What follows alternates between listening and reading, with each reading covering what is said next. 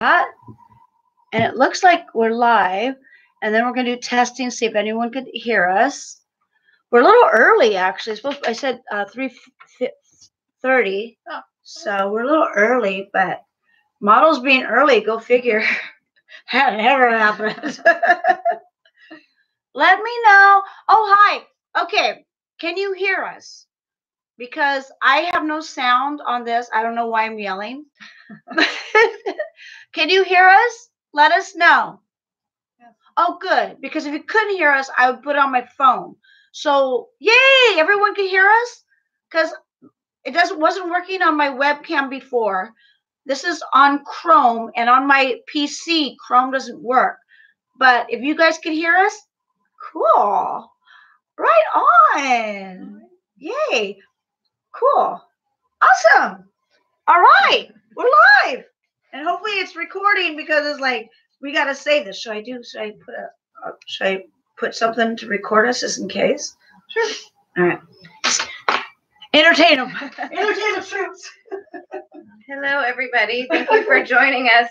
We have a whole set of interview questions from our chat sponsor, Dawn. So thank you very much, Dawn.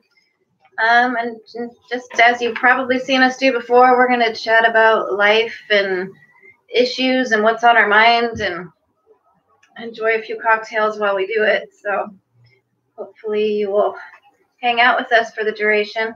Stacy's setting up another camera right now. Yeah, so. I also have my cell phone, so either way.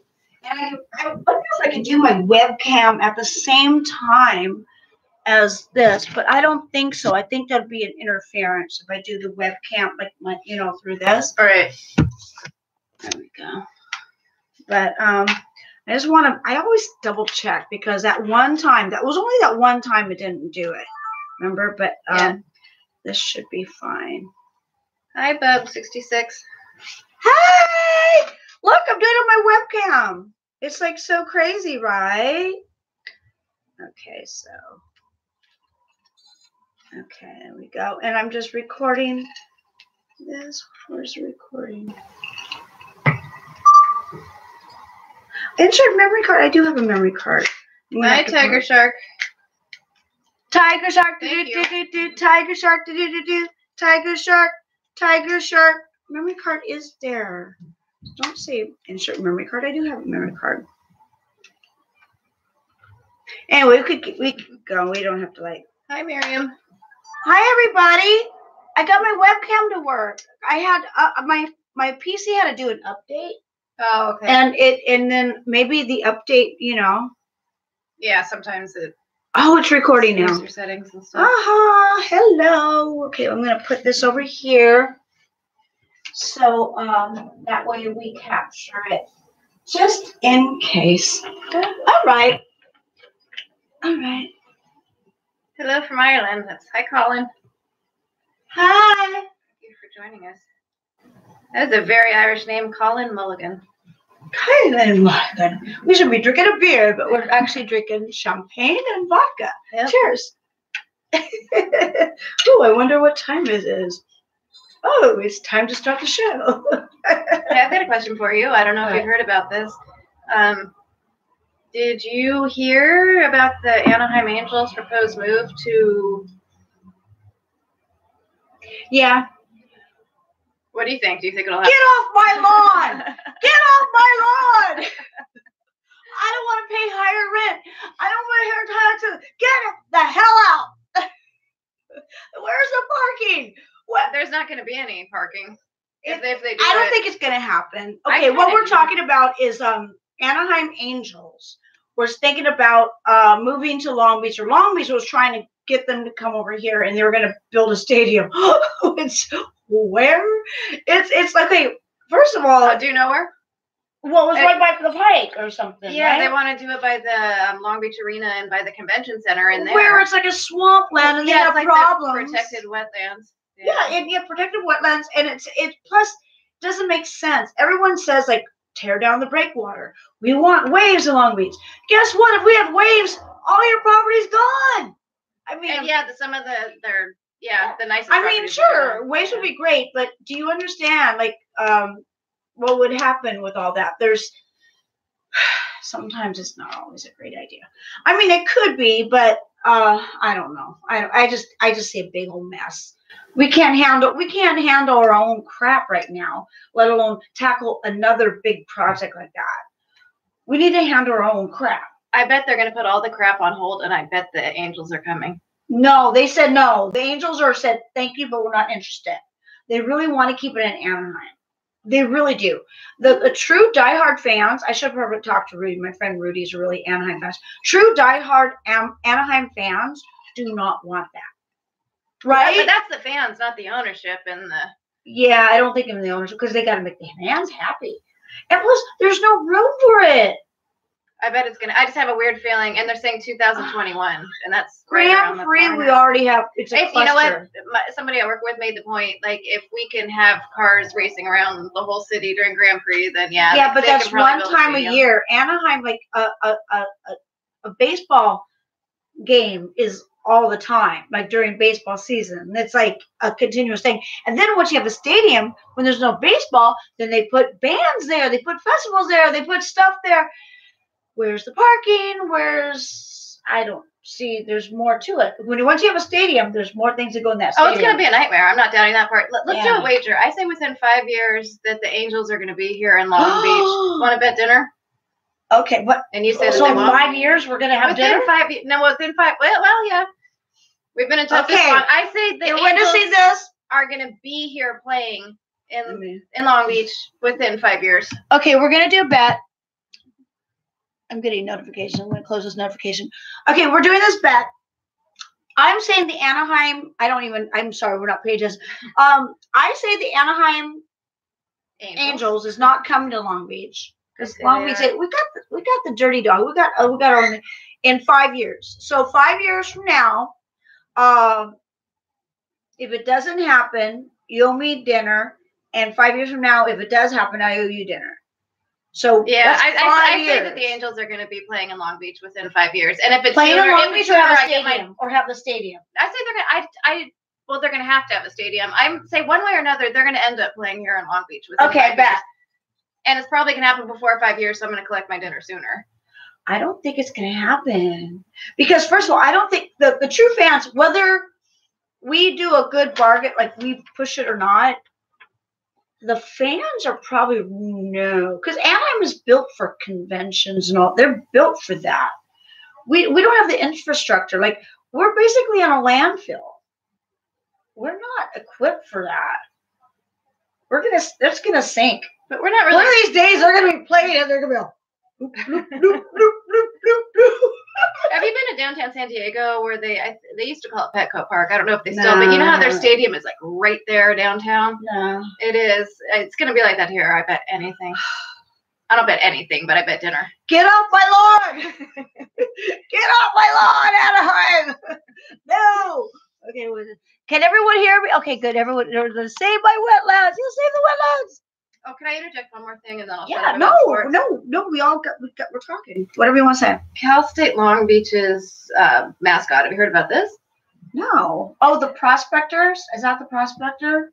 Yeah, but see, I'm not really into sports. Yeah, I think it was like Pistol Pete the Prospector or something, but now I'm not making this up. Have you heard this? Like there's a controversy because prospectors, I guess, were not good people. I don't know. Well, they weren't good to the native populations is the thinking on it, so they're getting rid of their mascot. Well, I mean, whatever. I don't really care. But, you know, if they're going to get rid of other mascots, then I get it. Because then they're like, oh, well, you got rid of that mascot. How come we can't get rid of this mascot? It'll fall where it falls. Whatever they want to do, I don't care. It's like, I don't know. I don't know what else they would do it. I mean, sometimes you get a little PC. But you know what? Those are what people, elected officials, that's all they got to do. That is what their job to do. And it's like, can you imagine having the only job to do, okay, we need to find a new mascot. Well, then they got, okay, well, we got rid of mascot. Because they have no other focus point but that. So they're going to make it tedious, and then everyone has to be tedious, and then we don't really care, actually. Unless I go to that school, then maybe I'd care. I mean, I never understood about the Red Chiefs and all that, because I'm Indian, and I get, like, we were really bad to our Indians, and I do think it was wrong. We did take advantage of them. But, you know, I like to wear a headdress sometimes, and people say you can't wear a headdress. It's bad to the Native. It's like an insult to the Native Americans. I go, but I'm Indian. And what do they say to that? No, they get mad at me. Like if I put someone, like when Gwen Stefani wore a headdress, or even now when Cher used to wear one, and if you wear one now, they say it's an insult. But and I get it. Like maybe if it's like a certain headdress that only warriors wore, like I don't know, like what if?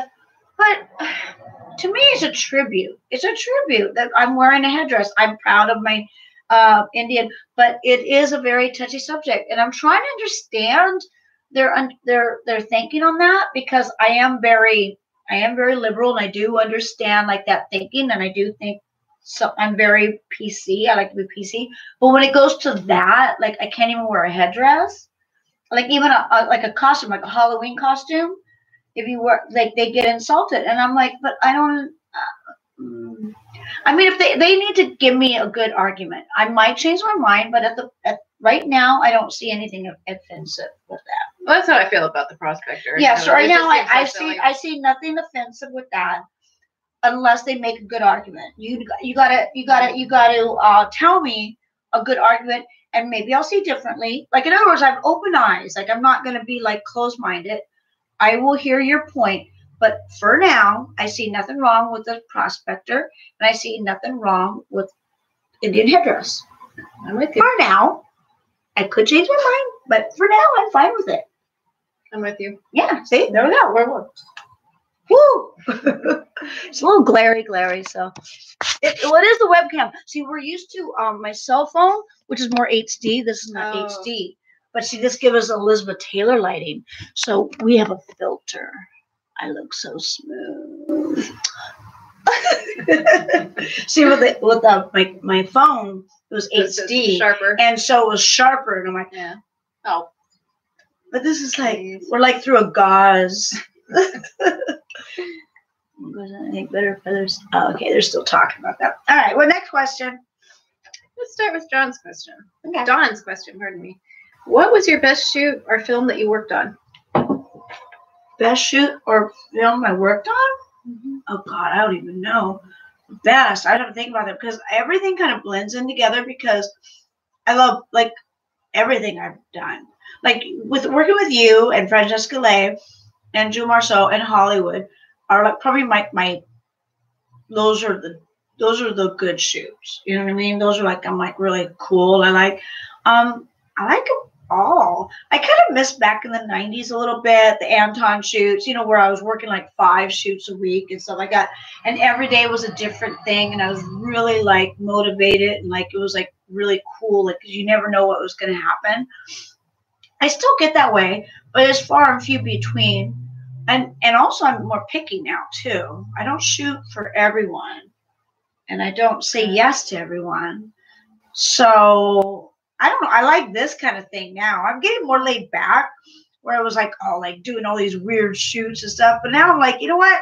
I just want to chill on the couch and just talk about the good old days. It's kind of cool. So I guess right now, this is the best shoot. I think I'm with you. I'm into the present moment. Like we've done, I'm sure you can't count the number of videos you've done. I can't either really. And yeah, it's just like, I remember them. It's like almost a conglomeration of like a certain era. You know what I mean? Like when I was, every era is distinct in my mind. You know, I remember the time when I was working with you a lot. I would see Francesca a lot, Jewel a lot, Hollywood a lot. Like that was one particular era, and that stands out, but I couldn't name like a single video, like one video, like, oh, that was the video. I just remember. I know.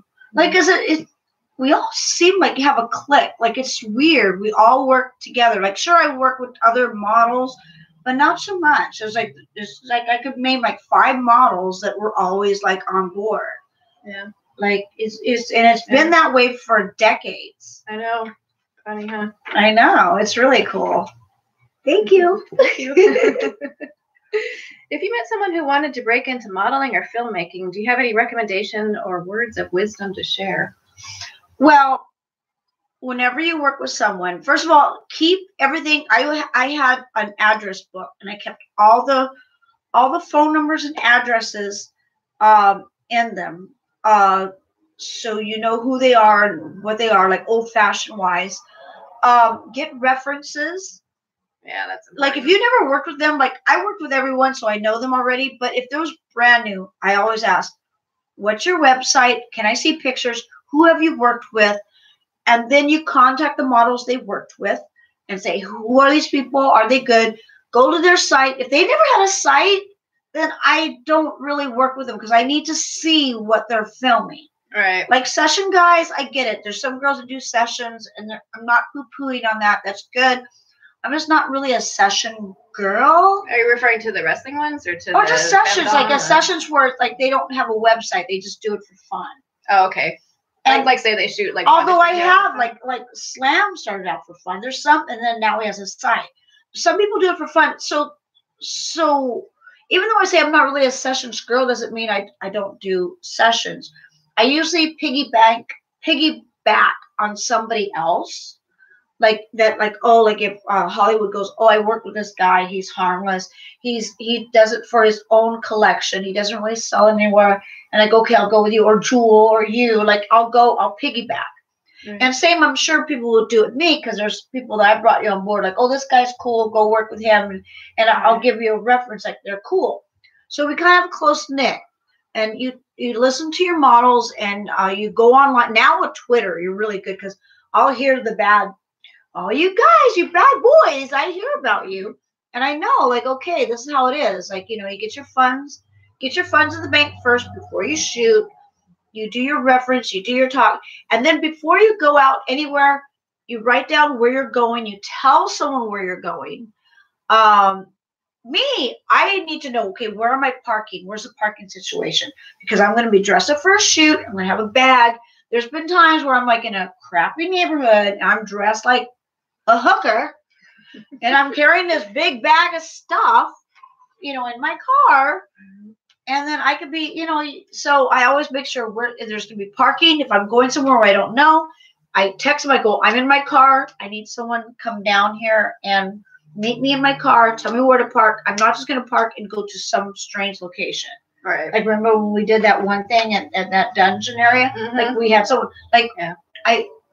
Because if it's really shady, I hate to say it, I'll just go. And I'm like, I'm like, sorry. I don't feel comfortable. I'm going to get, robbed or mugged. Like, sorry, I just get scared. I'm a girl. I'm by myself, Right. And I feel vulnerable. Luckily, nothing ever happened to me. In fact, I'm amazed there's not a lot of bad stories out there. Because us models, we really put ourselves. I mean, more so before the internet. Because remember, like, you just get booked by some agent. They'd send you somewhere and they tell you they check the person out. But they never did. They don't care. They didn't. And you just had an address. There were no websites to check. I mean, you would, and particularly when you're new and you're young, I would just go places. There's very few. Myself. Because now with the internet, people would come out with their stories, and I have heard stories, but not that much. It's just it's weird that there's not stories that are bad so far. I mean, I'm glad there. I mean, trust me, I'm glad. I'm happy. There's not a lot of stories, but it's just we've been really lucky as fetish models that nothing's really bad happened. Yeah. Only a few instances, but not really. Like always well-meaning. Like if there's an accident on set, it's usually really an accident. Yeah. Yeah, but I forget what the question was, but I don't know how we did it here. Advice for women entering. Oh yeah, definitely always check it out. Always check it out. Check. Or bring somebody with you. Yeah, bring someone with you. If you have a friend or just tell someone where you're, like, write it down. Say, okay, I'm going to be here. Now it's easier. Now they have GPS. Back in the day, there was no GPS. I had to go on a map quest on my computer and print it out and then go. Oh, I had a Thomas guide before that. Oh, Thomas guide too. It was like But now you have GPS and it tells you, and it's all like on your phone. So now we have that, at least if they can find us through our phone. But yeah, communication's key. Make sure someone knows where you're at and say, okay, I'm at the location. I'll text you when I'm done. And then if not, come find me. I'm at this location. You got to have that. That's my advice. Just reading comments. Seriously, safety first. Oh, Bub had a question. He wants to know, and I haven't even thought about this, Bub.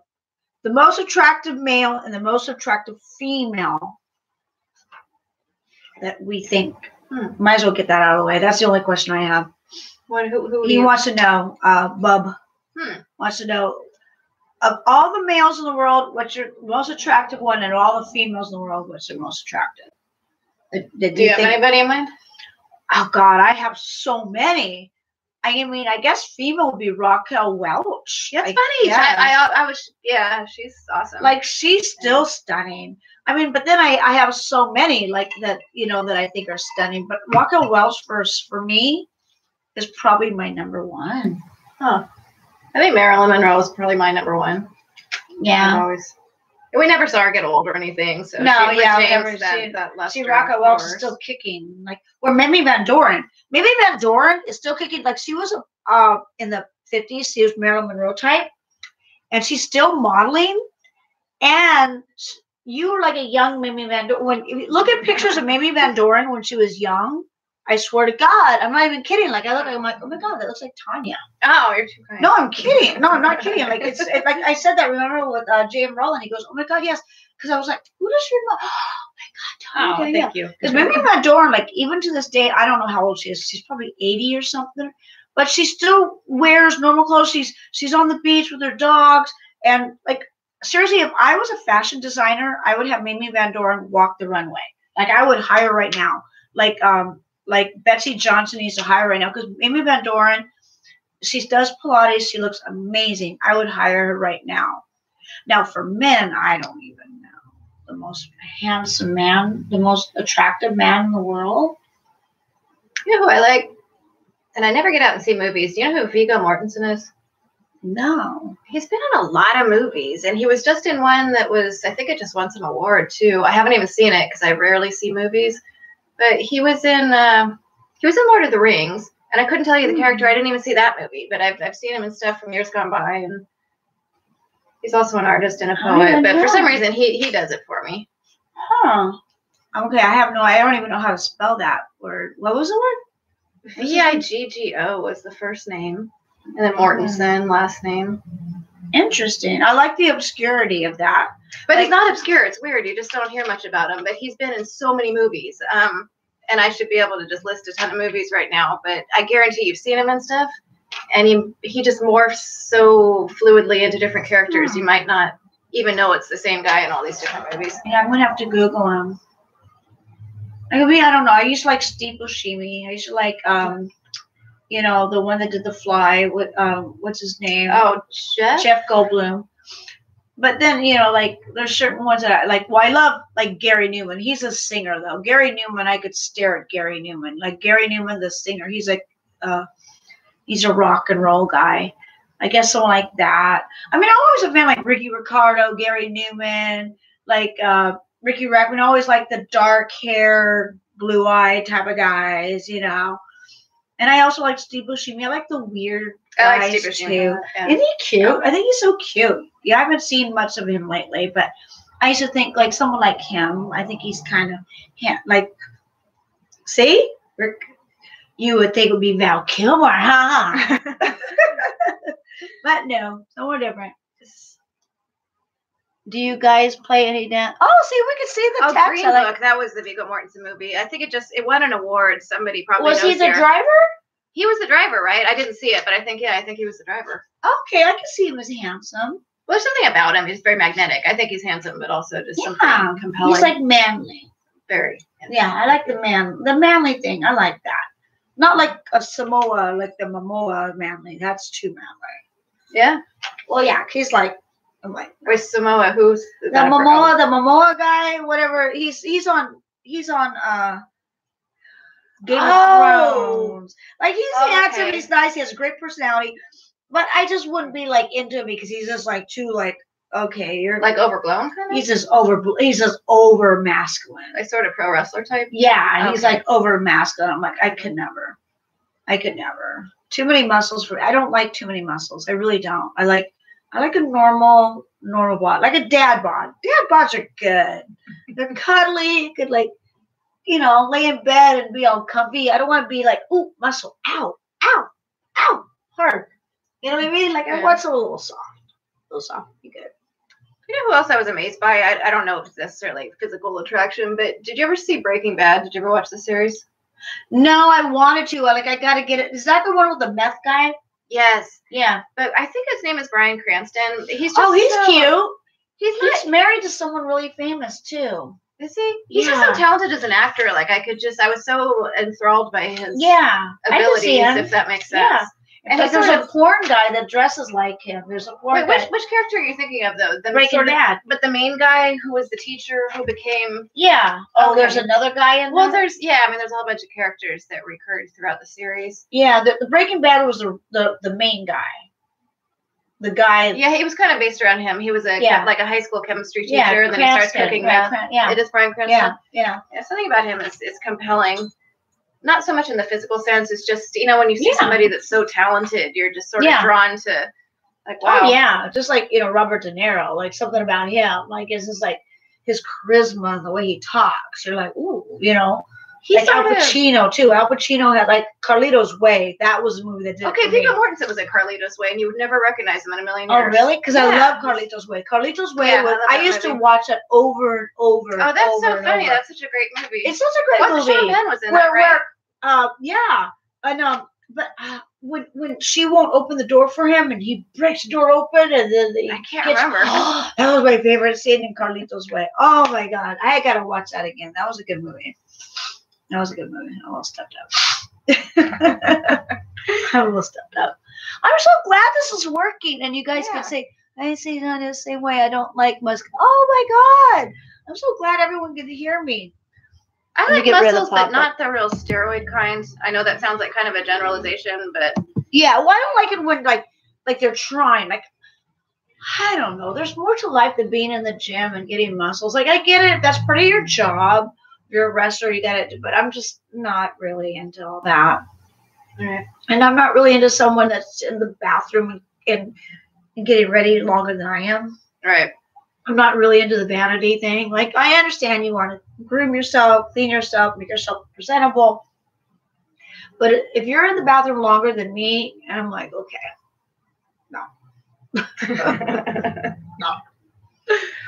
No. Well, this is a different twist on a question. What was your favorite food when you were a kid? Oh, God. Well, I used to macaroni and cheese and pizza. I used to love tuna casserole, but then my grandmother on my mom's side would make it so much that I got sick of it. It was basically macaroni and cheese, peas, and tuna. Huh. And I loved it so much that she would make it for me so much that I had to stop eating it. Well, I'm a vegetarian, so I don't eat it anymore. But yeah, that was probably my favorite food growing up. What was yours? I'm trying to remember. I had some issues. Most of the women in my family are really overweight, and they had the health problems that went along with that. And I didn't want to be overweight, so I sort of had some issues with food early, if that makes any sense. No, I understand. I understand. I don't really remember having a favorite food. I started drinking when I was really young. That might have been my favorite food. Actually, that's probably my favorite food. Vodka. Champagne. Champagne. I'll drink pizza. Everybody likes pizza. Everyone pizza's a thing. Actually, pizza's not that bad for you because you got the bread, you got the tomato sauce, and the cheese. There's a funnier comment right above that too. What's that? Second from the bottom. Say, let's be real, good choices. Menu date, maybe. What? Let's be real. You don't make good choices. The guys you date, maybe tried. Just for the hell of it. It's funny. More the looks. You know what? I have to be attracted to the guy. It's not really the looks thing. But we're gonna go for looks. I'm not gonna go for muscular guy. But if I happen to like that's a good point though. I mean, he's muscular, I might go for him if I like him. But that's actually a good point. And I should take that advice too. Like, whatever you've been doing, whatever I've been doing, maybe we should each do like a complete 180. Like whatever we don't really find attractive, like what the hell? Like just have a go at it or something. So I'll go date a homeless meth addict.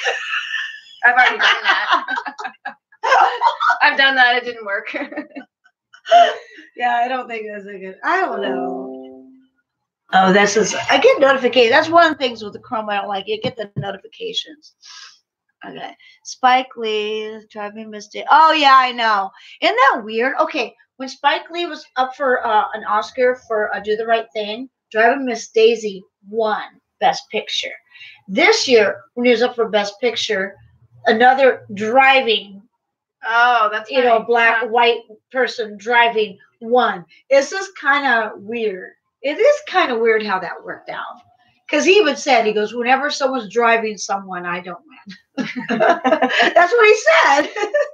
And it is weird. And I'm weirded out that Glenn Close never won an Academy Award.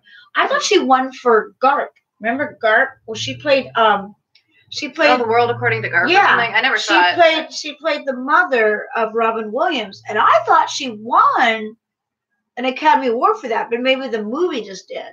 She never won. She's been nominated. She's such a great actress. I can't believe she has never won an Oscar. Huh. That is like baffling to me. But I thought she won for Garp, but I guess she didn't. So anyway, what do I know? I don't know. I missed the Oscars because I was at a punk rock gig, so I missed them. I heard they were really good this year too, which is kind of sad because I missed a good year, I think. Bob 66 says fat guys are where it's at. I'm fine with that. I just gotta like them. Right now, I'm kind of enjoying being by myself because like when my husband first left me, my first goal was like, oh no, I'm gonna get married again. I'm gonna find someone, and I went out a lot and dated, soiled my wild oats. And after a while, I'm like, ew, don't like it. Then I got kind of depressed and I stayed in bed for like about a year. I did. I'm still going through that. But now I'm really enjoying being by myself. And I think in a way I need to be back in love with myself, like find myself, be in love with myself, because even though I think I probably needed to go out going crazy and wild and dating, just to get out that angst. But I would not be a good spouse or a girlfriend to someone else because I wasn't in tune.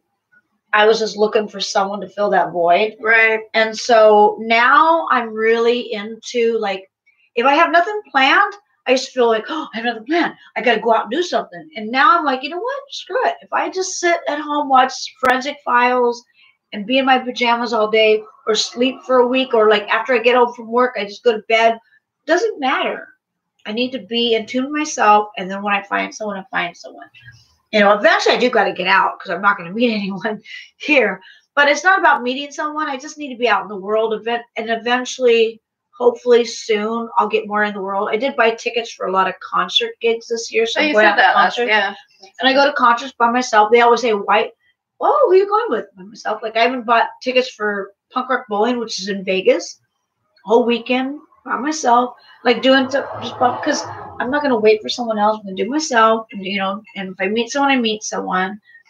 And it forces me to go out because like I said, if I don't have plans, I'll just stay home. So I got the plan. If I got a ticket, I've already bought it because I'm a penny pincher.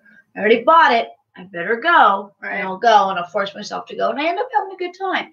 And if I don't have a good time, I just come back home. So I'm learning to just be by myself right now. Right. I'm kind of liking it. I'm sort of in that same mode. Yeah? Yeah, just working a lot. And for a while, I was going through this funk, like, oh, I'm going to be alone forever. I think you've probably been there. Like, you start to, like, oh, I'm going to be the person that dies alone or whatever. If you think about it and you get into yourself, if you think about it, if you really, like, fall in love with yourself, when the words you hear, I'll be alone forever, is not so frightening. Yeah. If you really get in tune with yourself and you really love yourself and you really enjoy life, don't let that stop you. If you want to go somewhere, go somewhere. Go have dinner somewhere. Right. Go have a country. Do what you want to do. Somebody else. Yeah, exactly. Do what you want to do in life. Yeah.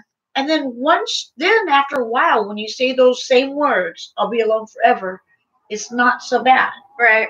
Because you're not really. I mean, you meet people all the time. It's just you might not have that road dog. I've always wanted that road dog. I still kind of want that road dog, like someone just to kind of, be with me doing these adventures. Of course, my adventures. I don't want to go do their adventures. It's all about me. Well, I don't know. Maybe if I like them enough. But, it's because I was scared, like financially, I gave up a lot of modeling and I thought I could never get back into it. And I'm like, how am I going to support myself again? Because I gave up, and I was like, I need a man to help me. And I'm slowly like, you know what? I don't need anyone. Yeah. I'll do my own. I'll do my own. I've been reminding myself of that in recent years too, because it's like, you know, I've made it through so much stuff, and pretty much I was alone. You know, like for the worst parts of my life, I was alone during those parts, and they weren't. You know, everybody has challenges, but there's a lot of stuff I've walked through alone, and I remind myself sometimes, it's like, wait, I got through that. So exactly, you know, what am I so afraid of? That's what I feel about this. Like the worst, like, oh my God, the worst. They're in the divorce, like, oh my God. And then after a while, like after you go through all those, oh my God. And then like after a while, I'm like, oh, another one. Yeah, Oh, another obstacle. Okay, all right. Exactly. You're saying, after a while, when the obstacles start happening, you're like, okay, now what do we do? And then like with a rent increase, I used to be I'm like, okay, another rent increase. Okay, all right. Okay. Then I was like, okay, I'm going to purge everything, get rid of everything. I'm like, no, I don't need to purge everything. If I leave, I could just leave and leave everything here and just call Salvation Army. They could take everything. I don't need to get all like, you know, like stressed. Right. Like, oh, I got to get rid of this. I got to clean out the house. I'm like, you know what? I don't. If I ever leave this place, I just take what I want, leave what I don't want, call Salvation Army. They take everything. Stress gone. Like it's not that bad. Yeah, there's always going to be a way. There's always going to be a way. Is it like don't stress yourself out? Like literally, like when people used to say that to me, though, I used to be like, "Don't say that to me. No one's saying the world is terrible." But then after a while, when you go through it and you go through the other side and you look back, you're like, it really wasn't that bad. I mean, it was, but it's only. But you made it though. That's I made it that bad because I. No, but you made it through too. Yeah, but I made it through. But I made it that bad, like with all the. Yeah. And if you just like, okay, all right, so this happened. All right, so what do I do? Because either way, you're gonna take that next breath. Either way, the next day it will happen. No matter what, it's gonna happen. It's all gonna be okay. I'm with you. So, woohoo! Totally agreed. Hi. What chore do you absolutely hate doing? What chore do I hate doing? The worst part of my day is waking up. That is kind of a chore. It can be. Once I wake up, I'm good. Like, no. When the alarm goes off, I'm like, no, I just want to sleep forever. I just love sleeping. I love being cuddling with my cats. Once the worst chore ever is waking up. Second, I hate to say it because we all do it, but I hate, I got to shower. I got to get ready. Like just getting ready and showering. I wish I could go boop and I'll be all dressed and ready because it just takes so long. Like my morning chores, it just takes so long. Well, once you do them, it's not that bad. But yeah, waking up is the least favorite thing. But it only lasts for like a second. Like, well, not a second. I guess a good half an hour. A good half an hour misery. I'm waking up and I hate brushing my teeth. I'm like, it takes so long to brush my teeth because I got so many crevices and stuff. And I brush my teeth for like at least 10 minutes. I'm like, okay, I brush my teeth with a regular toothbrush and I get all in there. And then I do the electric toothbrush back here because I still got my wisdom teeth. And so they're really back there. And I got to get really back there. And I have a lot of nooks and crannies back there. And it takes a lot to get it clean. Takes good 10 minutes. Wow. And it's you turned into a chore, that's for sure. But that's good though. It's a chore. Well, because my dentist said, "Oh, you got it." So I'm like, "Okay, you're right. I'll get." Because after I brush my teeth twice, I still find particles, and I got to get them flushed. I'm like, "How did I miss that?" I get a little chunk of stuff. I'm like, I brushed my teeth twice, and I miss a chunk in my teeth. I have to floss again. Like, seriously, am I the only one that have to brush my teeth like 3 or 4 times to get them all clean? And I don't have that many teeth. I have a lot missing. Well, am I the only one? It sucks. It sounds like you're just very thorough. Well, because I have to brush my teeth a few times. I'm like, what is that? What the hell? I get floss. I'm like, how did I miss that? I'm like, that sucks. Okay, what's your sucky part? I'm gonna sound like a complaining housewife when I say this.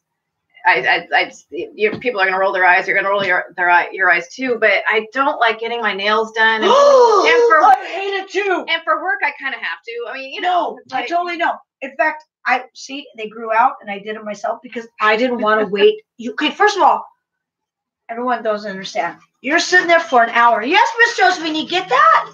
She's fucking noise. Yes, I get it. No, you're waiting there for an hour, and you can't be on your phone. There's no music. There's no TV. No, they have TV, but it's like on the Korean TV station or they don't even have or whatever. And they all try to talk to you. So you have a boyfriend? And it's like you're talking, and you're like, and you can't do magazine. You're sitting there. One time, I try to get my nails and feet done at the same time. They go, "Oh, we're backed up. We'll do your nails and then your feet." I'm like, "So 2 hours?" I walked out. They go, no, they're trying to appease me. I go, "No, I'm not going to be here for 2 hours. Sorry. I'm sorry. I'm a diva. No, I'm not going to be here for 2 hours." Because it's not relaxing. Sure, you got the massage chair, but this is why this is bad. And I did it myself, and look, they're terrible. And I hate it too. In fact, I want a friend to come with me. I go, "Can you come with me and we can drink mimosas? We can talk." I'll go with you.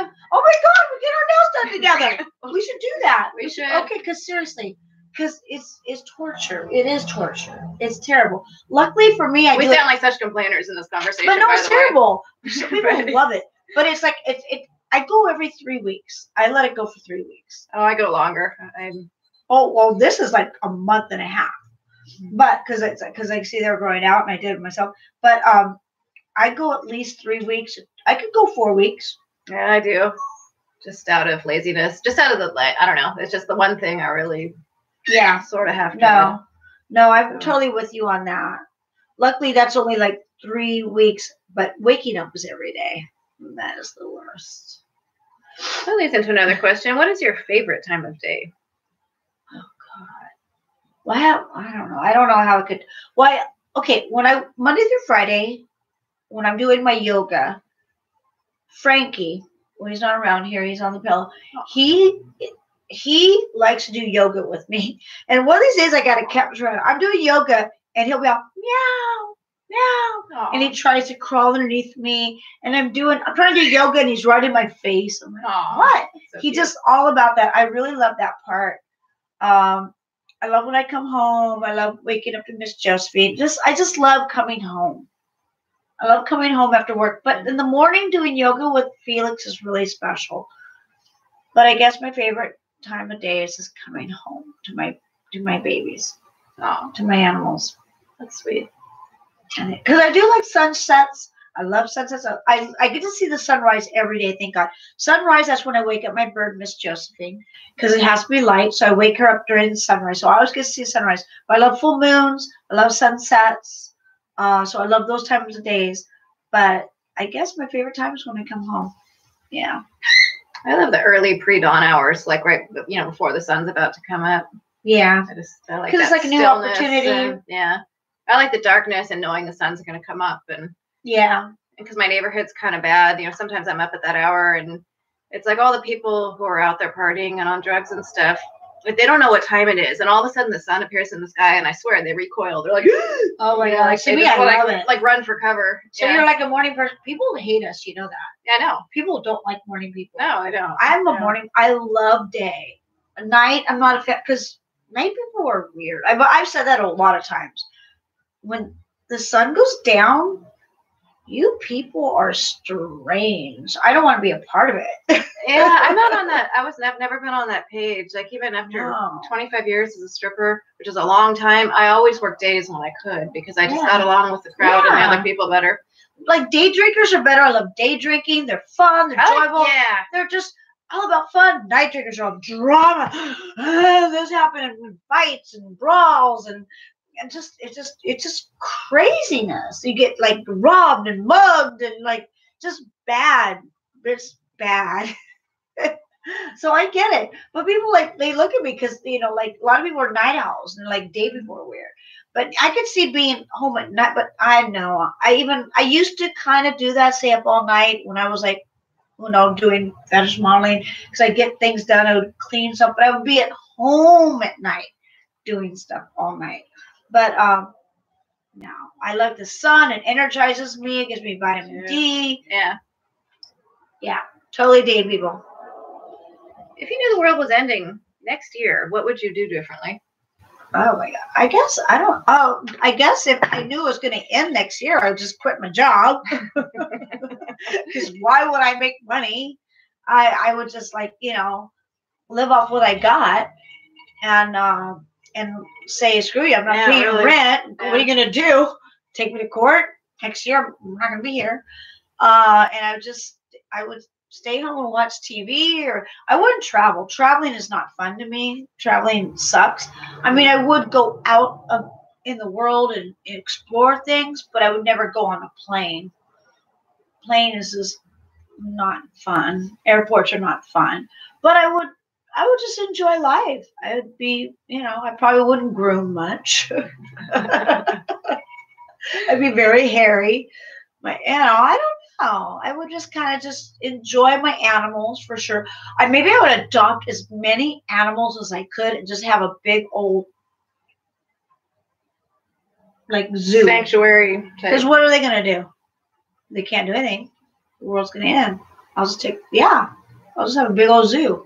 What would you do? I think I would try to commune with nature, like get in touch with, I don't know, nature or the universe. And like you said, just stop working. Just stop working and just do whatever I want to do. Gone next year anyway. So. Exactly. Yeah.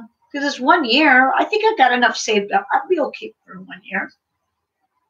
And plus, so what? I'd be late on my bills. Like, what are they going to do? What is your favorite form of exercise? Well, my favorite thing is to dance. If I could find time, if I like this song, that's my favorite form of exercise. After that, walking. And then after that, biking. And then I do like yoga and stretching. But number one is dancing. Oh, that's cool. That's awesome. Yeah. I like jogging the most. Yeah, jogging's fun. It does release a lot. Like, I like jogging on the beach, and like it does, like, you think about things and you kind of like in a different zone. What is your favorite quote? Oh God. Life is a banquet and most poor souls are starving to death. Oh, I like that. That is from the movie My Auntie Mame.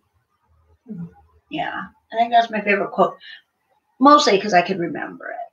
But it does like fit. Because I try to think about it. Like, you know, we need to live life more. Like sometimes I think we don't. Like I don't. Like sometimes I forget. Like, you know, like I'll be caught up in stuff. And I'm like, oh my God, I'm missing that sunset. And everyone's like, oh, it's so pretty. I'm missing it. I'm like, oh my God, I got to really be on board with that. Like maybe go for a walk during the sunset and see it. Because I get caught up because after work, I'm doing this, doing that. You know, updating sites, and then, you know, trying to clean the house, and like, because it gets overwhelming because you live at the beach and have animals, and it takes like this, even my house is not clean. It still takes a lot even to get it to a certain level clean. It's just overwhelming. And then sometimes you got to think like, so what? Like, I'm trying to get to the point where it's like, so what if my house is dirty? Just go out and have fun. Like, so what? Right. Like, it's not that big of a deal. Enjoy life. Go see the sunset. Go see that. Go, you know. I think mine is, it's not much of a quote. It's sort of more of a phrase, but I say it all the time. I mean, all the time. It's onward and upward. Like, I find myself, like, thinking about, like, worrying about this, that. I'm like, wait a minute, onward and upward. Like, just, you know, just stay in motion, do the immediate tasks that need to be done, and stop, like, obsessing about the stuff I can't control. Yeah. You know, well, you can control, but like when you obsess with it, it's just like you're your own prisoner, because you can do something about it, but obsessing about it, just, it's like stirring the pot in the stew. You're just in the stew of things. Just onward, upward, which is right. It's like I'm trying to be more in the present, and like these pop-ups. Like just be more in the present. I get it, but in the same token, you want to like for the future. You know, you want to do like all those things, but at the same time, you got to be more like in the present. I'm learning more to be in the present and just let things go, because you can't really control everything. You can to a certain degree. Yeah, but you sort of can't. There's always going to be like these curveballs. Yeah, there's always going to be curveballs. What you can control is your reaction to what happens. True. Which I'm still learning because I get so huffy and puffy sometimes. Come on, Frankie. I get so huffy and puffy sometimes. Like I get like, you know, like in the morning when I go to work, I don't want anyone there because I want to clean. I don't want. And I'm like, oh my God, so and so's there. Oh my God, oh, I want to clean. And then I gotta stop thinking. Like, stop thinking that way. You clean around them. It's not that big a deal, you know. So it's basically our own thoughts that that messes us up. I just thought of another one. It was in some book I was reading. It was something to the effect of, you know, rock bottom is a good place to build from. Yeah. Well, I think it goes up, like it's a strong foundation. Yeah. Like if you really feel like you're your lowest, that's actually a good point to. And sometimes I see like people like when they look bad at when they look down at bums or like people that are poor. I look at them like I look at someone else that's a billionaire but have so much debt. Like a billionaire, it's almost like an iceberg, like what's underneath. Like a billionaire, they look like they have so much money, but how much in debt are they? Where a bum could be richer than the billionaire because the bum owes nothing. Right. The bum has no debts. Right. So whatever money's in his pocket is up here. Right. Yeah, that's true. A billionaire, he might be a billionaire like on paper, like net worth or whatever that is, but think of all what he might owe. Right. You know what I mean? Like debts, like people on credit cards and stuff. And sometimes I look at them like, sometimes the bums are probably the richest people because they owe nothing. It's very true. I'm with you. What's your favorite body part on yourself and then others? I guess eyes, because you look into the soul. Like eyes are all very important to me. But then I had some of those like legally blind. So it was like, you know, like not so much. But eyes, I guess, to me are very important. They don't have to be attractive, just something in the eyes. Like they have to be alive or awake or like just some kind of like spark to them. Yeah. You know, they don't have to be like attractive, but they just, there has to be something that draws me to them. Because if you talk to someone, you look at someone in their eyes. Yeah, I agree. So I guess eyes. Yeah, I'm with you 100%. I've always thought that. Yeah, that's people. Yeah, you see people through. Yeah. The other thing is like when you meet blind people and you have no eyes, I was like, I've met those, but that's the exception to the rule. Then that would have to be an aura or there's it has to be their language then, what they say. But yeah, eyes. If you could witness any event, past, present, or future, what would it be?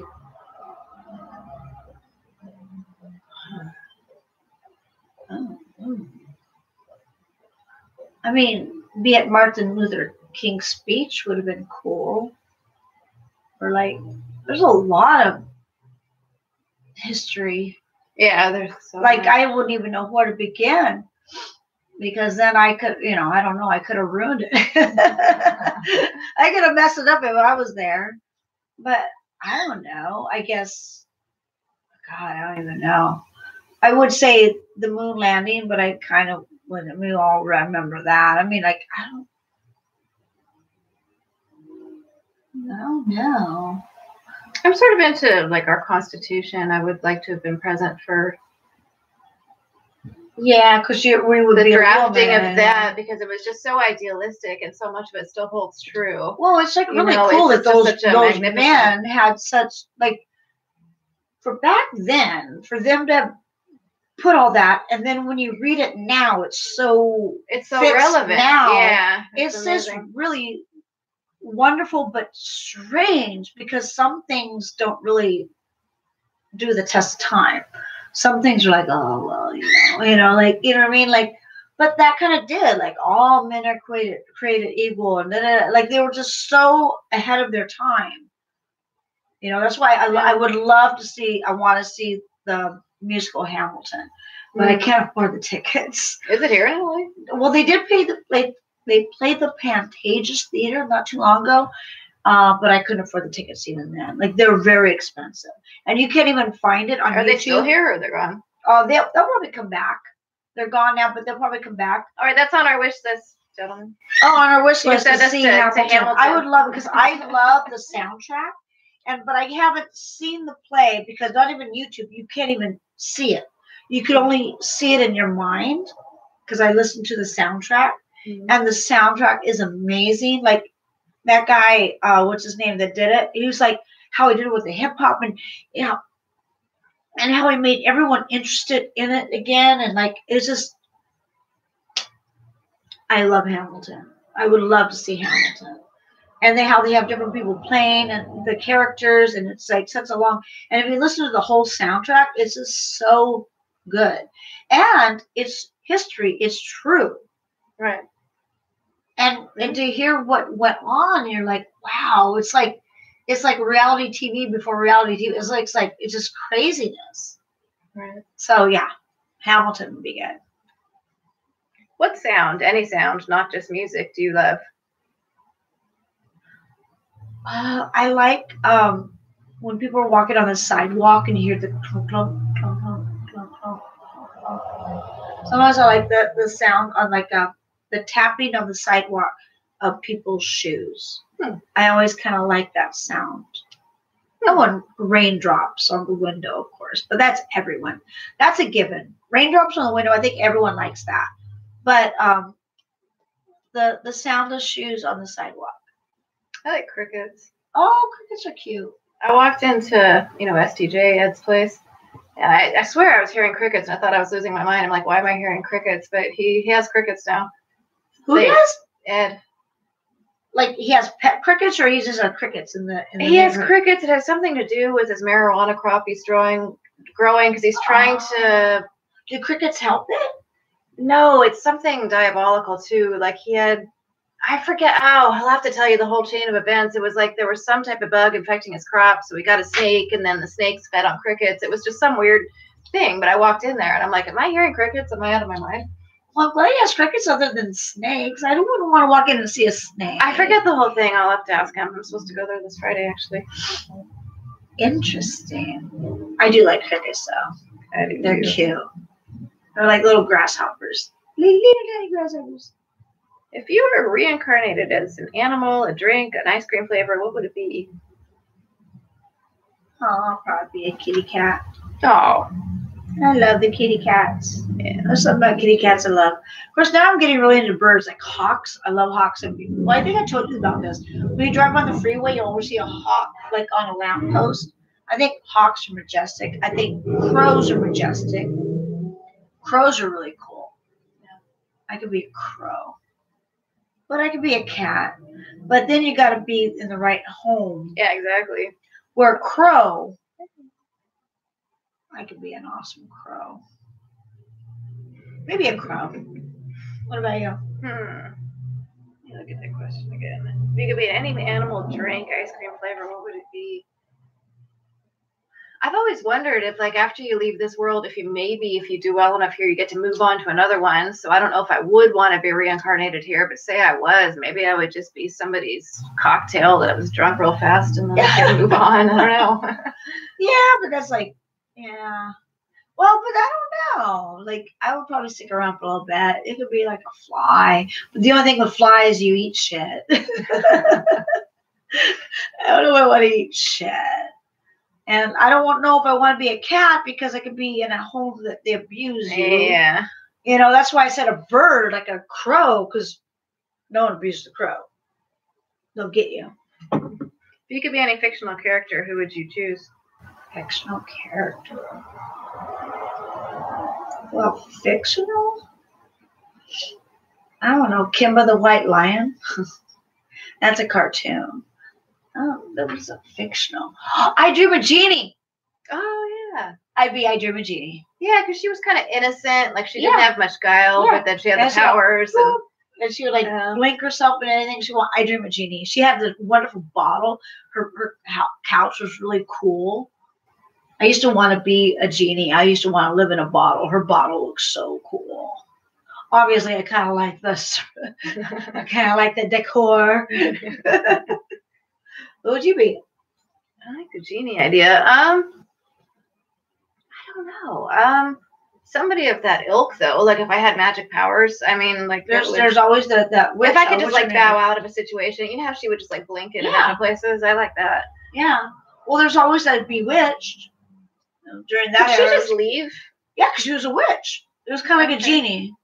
I like that power. If people are you're just like, oh my god, my favorite superpower would be invisible. Yeah. If I could be invisible, that'd be awesome. There's so many times I want to leave, but I'm afraid to leave my house because I'm like, okay, as soon as I leave, oh, where you going? Like, you know, like sometimes you just want to leave. You don't want to tell anyone where you're going. You don't want, like, you just want to be invisible. Or if I go to the grocery store, I run into people I know, and it's like, I know I sound like a rude bitch, but like when people run into me, I'm like, hi. Oh, what's going on? No. Just because I just want to be invisible. I just want to shop and go home. I'm being like, you don't see me, you don't know me. I don't be stopped for anything. Like I'd be that'd be my superpower, invisible. I love it. Well, that leads into another question. Do you ever get mistaken for another celebrity? That was one time when they used to think I looked like Shelley Long from Cheers. And I never understood that. I mean, there's one time, what's her name? From the Partridge Family. They said I look like her. Who? Which one? The mom. The sister? No, the mom. What's her name? Shirley Jones. They say I look like a young Shirley Jones. It depends. Like in pictures, they say, oh, whatever, ponytail, they say Ariana Grande or something. But in real life, not really. Like, I don't think really anybody.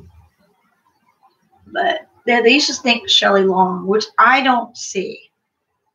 I don't really either. I think I look like kind of Kathy Lee Gifford, but no one ever told me that. No, I think I look you like do. Kathy Lee. Yeah, because I think I do. Because I see her on TV, I'm like, oh my god, like, cause especially with the red hair, I see it. But people don't. But maybe people don't watch that. Maybe guys don't watch that show. So yeah, I don't know why they would. It's not really that entertaining, but I think she's really attractive. I think you look like her. Thank you. But it's very much the housewife-oriented TV. Yeah, girls usually. I've seen that in the nail shop. Actually. Oh, really? So I can watch that if they have that on, but mine doesn't even have a TV in there. They don't even, so I'm just staring at them doing my nails. And then I go pointy. Oh, but if they're short, we can't do pointy. Okay, you need to do pointy. I want pointy. But anyway. But who they tell you? See, I think Mamie Van Doren. The young Mamie Van Doren. Yeah, the only two names I've heard, and it's been pretty consistent throughout my life. It was before I even knew who she was, and I like it now, but Veronica Lake was an old-time movie star. Yeah. And then Jessica Lange. Oddly, I've heard that more than anybody. Jessica Lange, yeah. Which is kind of cool. I would never get mistaken for either of them, but I like both of them. So. Yeah. Now, on the street, sometimes they'll say, like, some random name. Like, oh, I thought you were so-and-so. Like, not a celebrity, but, like, basically, they think I'm someone that they knew. Do you think that's just an opportunity to make conversation? No, I think there's some people like, oh my god, you look just like so and so. I thought you were her. Like they really thought like, I'm like, no. I don't know anybody who looks like you, but maybe I know you too well. I don't know. They just thought I looked like one of their friends. I'm like, no. They go, oh my god. They would look like their friend like, does this look? Yeah. Oh my god, you look just like her. I'm like, not her. Not her. When was the last time you were so nervous you had butterflies in your stomach?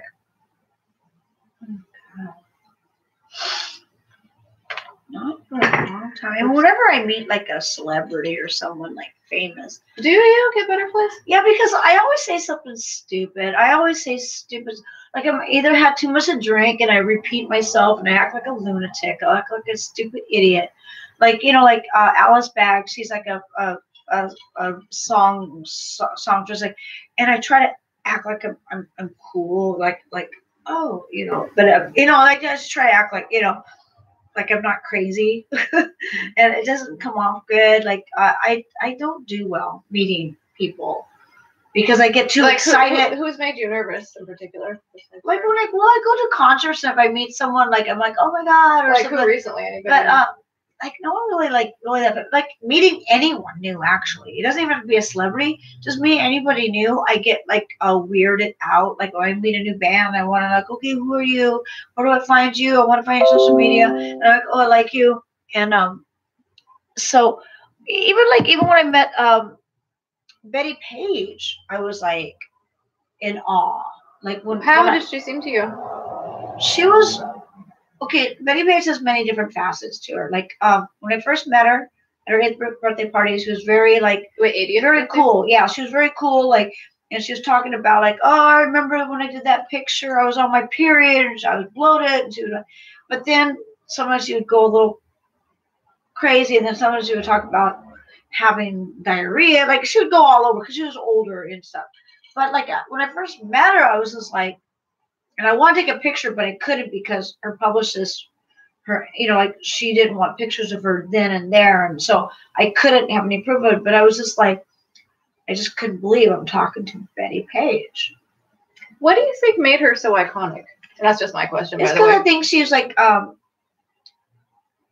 she does what we do, but it was back in the day. And which is very much so interesting. Yeah. And it was kind of like how we still do it. Like she got custom work. Mm-hmm. Custom work was pretty much what it was. And that's what we've got, yeah. But she was very Southern and very religious, so she had a conflict in her. Mm. But I think what everyone liked about her was she looked like she was having fun. She was just like a natural. She wasn't like the other models were like. Nothing wrong with the other models, I'm not saying that, but she just looked different because she just looked like she was just having fun, like an angelic, free spirit, like a 1960s flower child having fun, even though it wasn't 60s yet. She looked to me like she was just angelic, like smiling, but yet she had conflicts with her, and she left because she thought she was old. But she was very good. She sewed all her outfits. She made herself. She would go tan outside her balcony to get, like, she was very true to her craft. She goes, I gotta get tan, I'm gonna get tan. Like she did, like she has a very interesting life. And I think it just came out through her pictures. She just was having fun with it. Right. And she's a free spirit, but also messed her up a little bit. She left. And I think that was another part that made her so iconic. She left. It's like kind of like the Marilyn Monroe when thing. When she was 30s, she thought she was just too old, done with. She went out, got married, and just went to a different life. And so everyone liked her, but couldn't find her again. She basically left on a high note. Right. And the other girls probably kept doing it until they burn out. Right. She never burned out because she left on a high note. Everyone was like, well, where is she? Where is she? We like her. We like her. Because she was so professional, too. She would, like, tan and make her own outfit. Like, she was really professional. And as a model, it's very rare. Yeah. I mean, it just is. Models are very usually flaky and don't do that sort of stuff. Only the ones that last for decades are professionals. I watched a documentary about her, and I was so struck by the parallels between what we do and what she did. Because it's very much what we do. It's not just it is what we do. Yeah, it's like so spot on. During the photo clubs, I did the photo clubs, and how even though the venue's different, it's in internet. But it's the same thing. The mailing it's the same thing. Like going to the same studio over and over and having the same guy shoot you. Yes. I forget, what was their guy's name? I can't remember. Urban Claw. Okay. Yeah. I mean, but then we could have said Rick Barnes, or we could have said Lou, whose last name I won't say, or or John, or it's just it's the parallels are so distinct. And it's customs that feed it, and the people that are the male producers hate the customs. Hate the customs because they don't want to. They want to do what they want to do, and I get it. You want to have, but you know what? What sells is sells. The models love the customs. Why don't most of us do? Because look, we're just hired talent. Directly for it's directly. What do you want? We're just a hired talent. We love the customs. What do you want? You want us to do that? Okay, we'll do that. Producers, they get all like, oh, we are creative. We don't want. They get so like, oh, we gotta do another custom. And, yeah, but that pays your bills. At least you know what you're making. People want. Right. Like if you just want to do what you want, you could do what you want. But is someone gonna buy it? I mean, customs is where it's at. I'm all about that. But then I get it. If they're creative, I'm not creative. I'm just a paid. I got the strings. I'm just a puppet. And I'm happy to be it. What was the first thing you bought with your own money? First thing I bought? Oh, well, when I was 18, I bought myself a mobile home. That was the first thing I really bought, the real major thing. Because when I was gonna go on my own, I was thinking I could get an apartment. Can't afford a house. I'll get a mobile home, because a mobile home is like a little miniature house. I get a yard. I get a community. I get a clubhouse, a pool, like everything kind of like a community. I own it. And then when I'm done with it, I could sell it and put a down payment on a house. I was naive that way. Little do I know that mobile homes don't really appreciate value. They fall apart. You can't keep, you know, you try to get a new roof. You spend a lot of money on a new roof. They soak you for this. And it's almost like, what is that movie with Tom Hanks where he has the house and it just falls apart and all his money goes into that house? It's like called the pit or something, the money pit or something like that. Right, yeah. It's basically that. It didn't work out, but I did enjoy it. But that was my biggest purchase. When I was 18, I bought a mobile home, and I lived in a mobile home. And I kind of liked it. Like, people will say, like, wow, you're 18 years old, you have you own your own place? I go, yeah. I liked it. I don't really remember what I bought. It would just been, I remember I did have a foolish purchase that got stolen. I bought a Rolex watch because I was dancing and I just wanted one, and it was stolen. So it was stolen from me. I bought it from a jeweler. Oh, someone stole yours? Oh. Yeah, so it was kind of an ill-fated thing. But when I think back, it was silly to blow that much money on a watch when this is a nice watch. Well, it's a nice watch. Well, because it's like this is leather bound. I don't know. Rolex is like Rolexes are like metal, right? I don't know. Yeah, they are. Yeah, it was just, you know, when you're silly, like you think you covet a certain thing and then you want to get it, and then it ended up getting stolen anyway. So I blew all that money, and I thought, oh, why did I even spend that money anyhow? Because I wanted it. Like, you know, when like, you're young, you sort of. I never got it. Like, even to this day, like when I lived at the Playboy Mansion, people would buy like Louis Vuitton purses. I still don't understand it. Like, okay, if you really like that style, I get it. If you really like it, I understand. You like something, you spend money on what you really like. But they're boring. We've got something that 10,000 other people have, so. But it's like everyone says, oh, but they last a long time. Okay, now you have Louis Vuitton luggage. I get it. You want something that lasts longer because luggage, you want good luggage. But for a purse, I just never understood it. Because I like disposable fashion, because fashion's disposable, and some of the fashion I have are cheap and it'll last me forever, and some of the expensive fashion just disintegrates. But yeah, I never understood like certain things. But people like, yeah, well, when you live in the Playboy Mansion, they always like want the designer brand, and they just waste their money on just the brand when you could buy so much for. But whatever. I guess it's a status thing.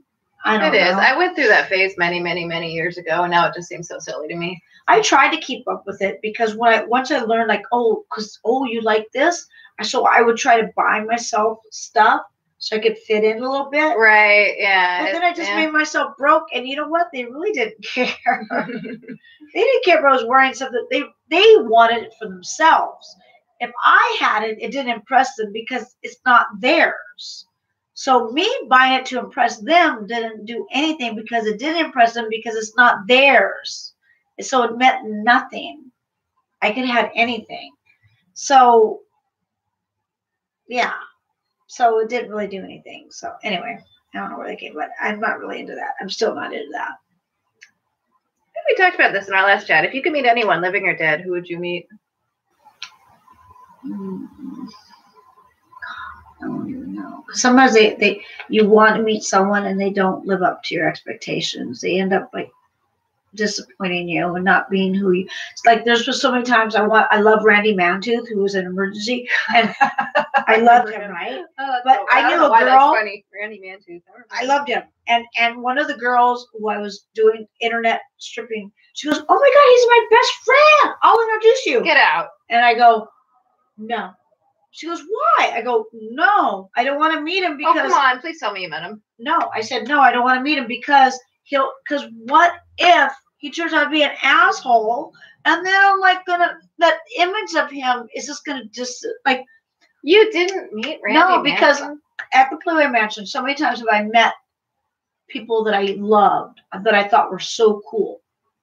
And then they just I don't want to mention names. Oh, come on. Can you mention one? No. I just, like. Just one? Because they're different people, I'm sure, by now. But I thought they were going to be so cool, and they ended up being not cool. And then the ones that I thought were assholes turned out to be cool. All right, can you imagine one of the assholes that turned out to be cool? Actually, Jenny McCarthy. I thought Jenny McCarthy. I thought, oh God, I'm so really people like Jenny McCarthy. Oh, she's so full of herself. I don't like her. But then when you meet her, she's such a cool person and so wonderful. Like I worked on a movie with her, and she was like so sweet to me before, like not even the Playboy Mansion. This was just I was just an extra on a movie. She was so sweet, and then I liked her. I'm like, oh, I feel bad. I like her. So she turned out to be one of the good ones. But like you just meet some of your idols, and they just kind of let you down. Like I remember my husband Roy. He really liked Evans, the guy from he was Marvel Captain America, and he ended up being he was a douchebag to him. And it's like, and so it's like, so it kind of let him down. And it's like, sometimes when you have someone you like and then you meet them and they're not cool, it just like crushes you.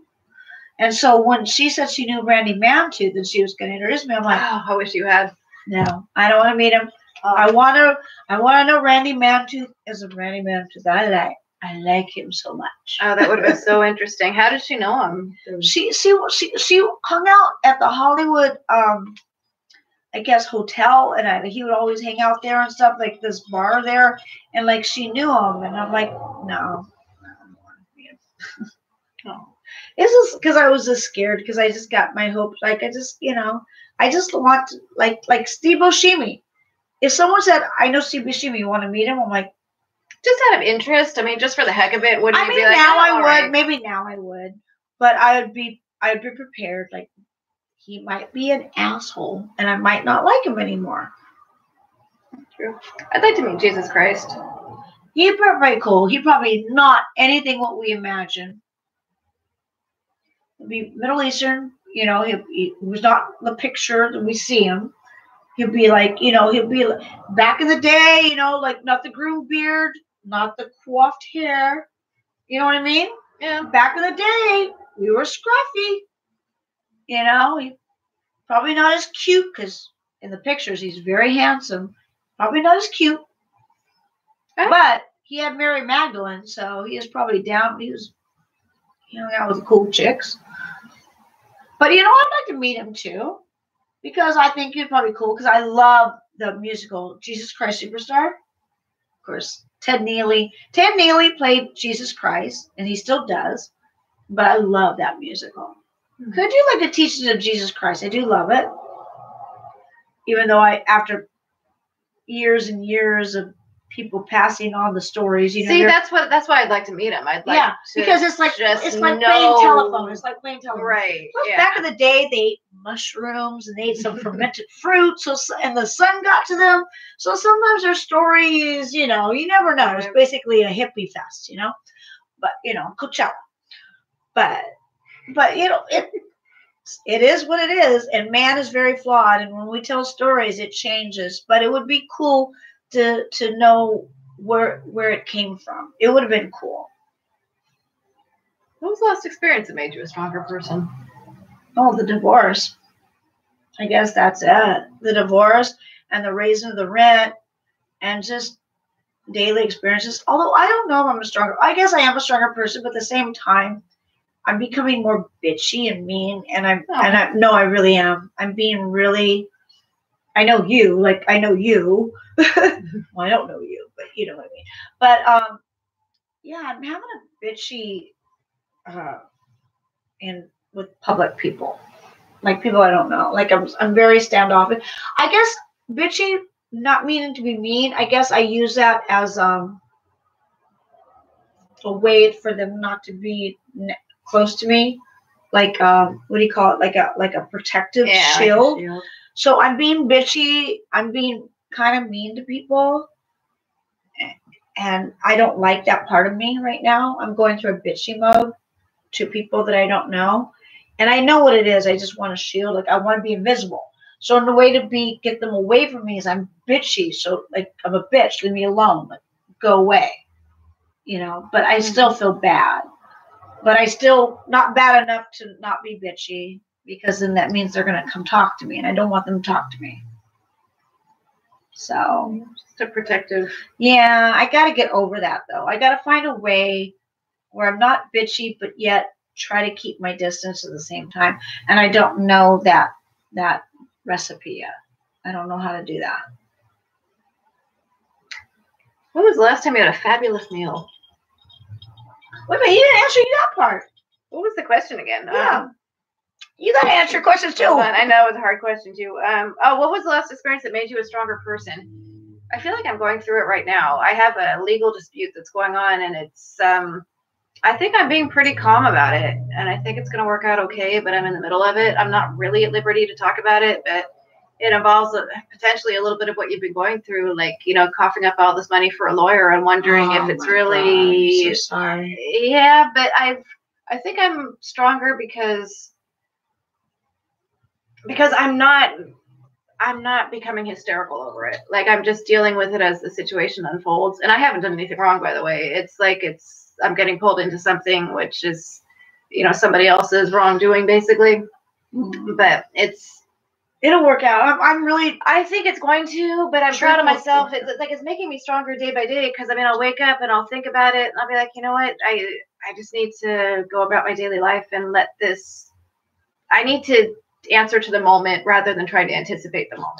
Yeah, if that makes sense. Yeah, because when you start anticipating, question, yeah, like, because you can't, because you don't know what they're going to answer. Like I used to try to do that too. Like, oh, they're going to, but you'll be amazed what comes up in court or what they ask you, because it's something like you don't even think about. Like, what? Like, just answer truthfully and just go on. Just truth is truth. The truth is truth. Just tell the truth. Yeah. Whatever comes at you, you handle it. Don't even read too much, because I would always with my lawyers would be like, oh, with this. The lawyers are like, well, we don't need all this. But you might be informed my case. You know what? It's not. It's like, in other words, like, because you know more about the situation than they do. They're just going over the surface, and the questions go to them. So feeding into it, it's not really helping, because it's, in other words, whatever the questions come, you give the answers. Questions come, give the answers. Anything else is kind of fluff. I used to always think, like, but you might need to know this. Like, just keep that in the back of your head, and when it comes into fruition. But I think it'll work out. But yeah, it does. It'll make you stronger. It will. Because it did with me. Like, I learned a lot through this. Like, to this day, when people would like say, oh, with this divorce, she got all this and she got it. I'm like, oh, what a bitch. But now I'm like, well, maybe there's a reason she had to get that money, because now I'm learning through it, like a different, and I'm like, oh, okay. So not everything is what it seems. There's probably reasons for certain things. So I think it'll be fine. But I'm sorry about that. Oh, no, it'll work out. And the other thing that happened, I told you, my beloved kitty Harry passed a few weeks ago. And, you know, I've after all these decades, I've always had animals my whole life. And, of course, they've all passed, not all of them. I still have my current people. But, like, you know, many of them have passed before me. And I've been devastated in the past. And, there's part of me that's devastated over Harry's loss. But there's another part of me, which is kind of new, where I'm like, I just want to be worthy of his love, because I know how much he loved me. I know I'm sounding a little corny, but I really feel this. It's like, I want to live my life in a good way and just try and be as loving and pure as he was. Like, he loved me so much, and I just want to, like, honor his legacy. And that totally makes sense to me. That totally makes sense to me, because I always like look at my babies, and like I learned through them, like, when being an animal lover and had animals in my life, I probably wasn't as good as a mama as I am now. Like, right, I feel that too. Like about myself. Some of the past animals, I think, like, oh God, I wasn't like bad or horrid. It wasn't like that. Right. But I mean, there's some mistakes I made that I feel so sad about. Me too, because I didn't know better at the time. Yeah, I didn't know better at the time. I didn't know, like, oh, that means, oh, oh, you need it, love it, or you did, like Yeah. I was not as attentive. And through the years, going through it more and more, I learned to live like, because this is all their life. Like they're a part of our lives, but we're all of their lives. And so it's like, so I totally get it, because it's like, yeah, and I still make mistakes. And plus, who knows what food, because I made mistakes in certain foods to get, and so I'm learning about the foods. But either way, as long as their life and this moment, like you're learning, and it's like, you know, but like, I know, even with this little guy with this chronic mouth disorder, and I try to take him into the vet so many times, and all they do is clean his teeth. I spend a lot of money, but guess what? In a few months, he's back to having the recessive, and I go, you need to pull his teeth, but they won't do it because, you know, they just want to make money, and I get it. And I know what needs to happen. They need to pull your tooth, huh? But the dentist doesn't listen to us, does he? No. Because I had a cat one time, and when I pulled his teeth, he was fine. Now, it's not a guarantee. It's a chronic disorder. But if, you know what? I'm tired of spending money on his teeth cleaning. And it's not about the money because I don't care for him. It means that it doesn't help. It doesn't do anything. So all I do is I give him the wet food. I don't touch his mouth. I just give him lots of love. I just got the name of a good vet in this area too. I hadn't found any good in this area, but I found there was a few, but I've had some bad ones. Like I've had like Johnny, I don't want to get into it, but I think they pretty much killed him, which I was like so mad. He was my 16-year-old cat. So luckily I have, you know, they're pretty healthy and pretty good, and I try to do what I can, just make their life as good as I can, and try to get the best food as I can. And I just had a funny food experience. There's this highly recommended food, and I started giving it to my cats, and they started vomiting. And I thought, oh, they're adjusting. This food's supposed to be so good. You know what? It turns out that, I don't know, it just doesn't agree with them. I don't. So. I just get them like the normal, like 9 lives, but I get the urinary tract because boy cats have susceptible to urinary tract. So I always try to get urinary tract food. That's his main thing. And with him, it's just wet food because he can't eat dry food. Because his mouth is like, I know I'm not going to touch it. He's like, don't you? I know I'm not going to touch it. I'm just pointing at it. I'm not touching you. He's like, touching you. Look at him. Look at him. I'm not touching you. He's like, don't touch me, Mama. I'm not touching you. I'm not going to do it. Silly boy. Let's wind out Don's question with this crowning question. When was the last time you had a fabulous meal? Last night. What? Really? Yeah. Oh, you were saying you made pasta. Huh? Last night, okay, me and food have a love-hate thing, and I just snack. Nothing really satisfies me. I'm like, But last night, I really had a craving for garlic butter pasta with veggies, and I made it, and I ate the whole bowl. And I was very full, but I was a comfortable full, not an uncomfortable full, like it was a good full. Right. And it was the first time in a long time where I ate a whole bowl of pasta, didn't feel guilty of it, full, but not like uncomfortable, didn't hurt me, because usually sometimes it gets painful when you're full. And that's all I wanted. And today I didn't really eat much because I was full. And it was like, I even woke up this morning like, that was a good meal. That was a good meal. That was, like you just like, So last night was my, what was yours? Over the holidays, I had plans, like specific plans to go somewhere for Christmas Eve and Christmas, and everything fell through at the last minute, and it was kind of a weird thing. And then somebody else felt sorry for me, and I don't like sympathy. I don't. It just makes me feel stupid. But anyways, this friend brought over like you found a restaurant that was open on Christmas Eve, and it was a Thai restaurant of all places, but it had salmon, and it was so good. It was just sort of it turned into a fun night out of a collapsed night, if you know what I mean. Oh, that's good. So that was good. Yeah. It's really hard and rare to find like a good meal, because it's like sometimes when you feel like you think you want what you want, you get it. It's not that really great, or like you're trying to search for that, but then you get your stomach hurts. It's really hard. Like one guy goes, "Why do women never know what they want to eat?" I go, because think of it as like a bank account. Women could only eat a certain amount of calories because we eat less than men. Also, we have more sensitive digestive systems. And some food, even though we like it, might hurt us. Like it actually hurts us to digest it. And so it's like we got to make wise decisions on what we want to eat, because we only get this meal pocket once a day, and if we fail, we got to wait another day, sometimes longer if we're in pain, to make up for it. Yeah. So we have to make a wise decision, because we just can't just eat everything willy-nilly. Like most of us. Some people can, but things pop up. But yeah, with me, like certain foods upset my stomach. I'll get bloated or hurt, or like, it's not even about the looks. It actually feels bad. Yeah. You know, or you don't know what you want. You can't get that taste you want. And I'm a loner eater. I don't really eat with company so much because I'm busy talking and having a good time that I'm not really enjoying the food. I like to enjoy food by myself, so I don't have any distractions and I can really enjoy the food. I get snack with people, like I have some nuts or chips and stuff, but for a meal, I'd rather just go at home and enjoy it myself and really enjoy it. And only enjoy the portions I want, because in public, they go, oh, you didn't hardly eat it much, eat some more. And then they make me feel like guilty to eat more, and they eat more and I feel like crap. Or like vice versa. Or what if I'm really hungry and, oh my God, you ate so much? Like, it's just the judgment and the pressure and all that on me. It's like, you know, and sometimes you spend a lot of money, you think you want that meal, and you take one bite, you're like, ew, don't like it. What, you don't like it? What, you're ungrateful? You don't want that? I'm like, well, you know, I'm not going to eat out of peer pressure.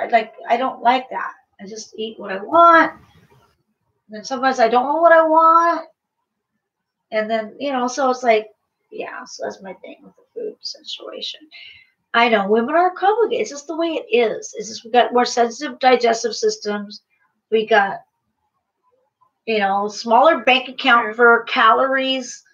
It's just that's why I miss kind of having like someone I could share food with, because I could take a little bit of this and what do I want with this, because having a stomach ache is not fun.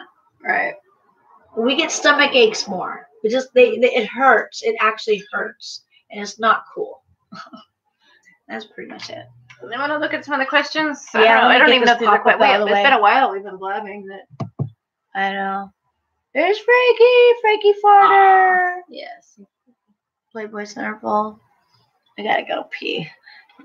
Can you enter to the troops? I pee a lot. That's another thing. I got a small bladder.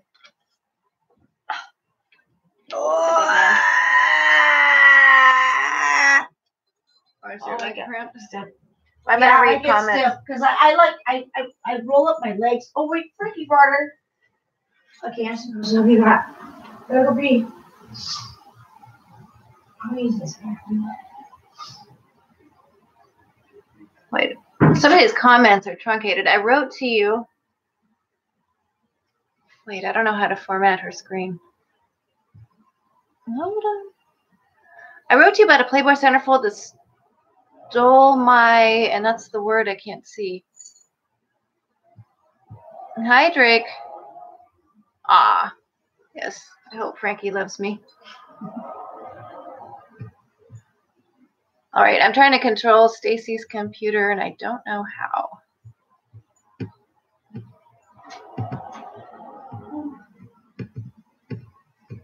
Any questions?